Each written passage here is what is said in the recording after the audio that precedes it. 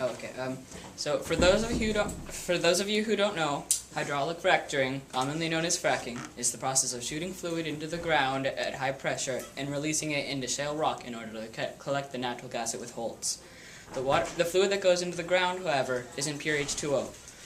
The fluid has up to 600 toxic chemicals that enter the ground and seep into aquifers from which we humans drink. Some of those chemicals include lead, methylmercury, and uranium. All of those substances are poisonous, and some even cause cancer. In cities and towns near fracturing sites, the methane concentration in the water is so high that it's anywhere between 17 and 640 times higher than in other places. That's so much methane that people living near fracking sites can light their tap water on fire using just a match. There have been thousands of documented cases of fracking-related water contamination across the U.S. alone, affecting millions. The contamination is also known to cause serious dermal, sensory, respiratory, and neurological damage. People near fracturing sites who drink contaminated water from their taps experience burning of the nose, throat, and eyes, headaches, neurological impairment, insufferable rashes, frequent nosebleeds, sensory impairment, and urinary and gastrointestinal issues. The chemicals can also damage the immune system, putting people at risk for many more diseases. And those are only the effects on humans. Animals near fracking sites experience all those symptoms, plus musculoskeletal problems, reproductive issues, and even sometimes sudden death. Not only that, but 50 to 70% of the fluid is always kept in the pipes, so the chemicals still leach into our drinking water years after the fracking site's abandonment.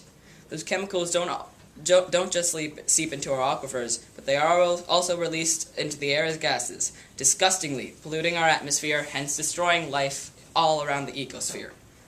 Most of the chemicals in fracking fluid also majorly contribute to climate change.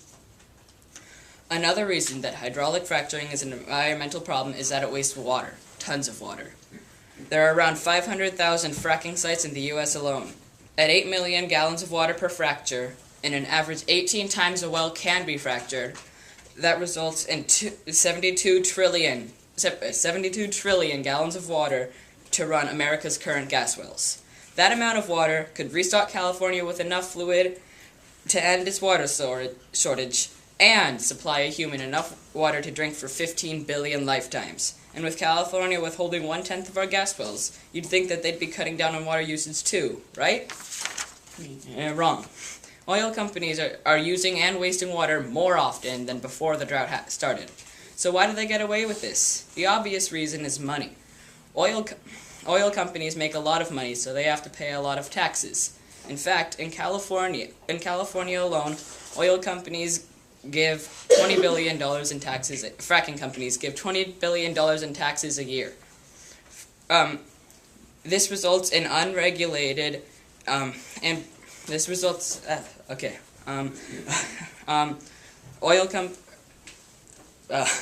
sorry. Good. It's okay. Whoops. Okay. Oh, God. Okay. Please. Keep going. I lost everything.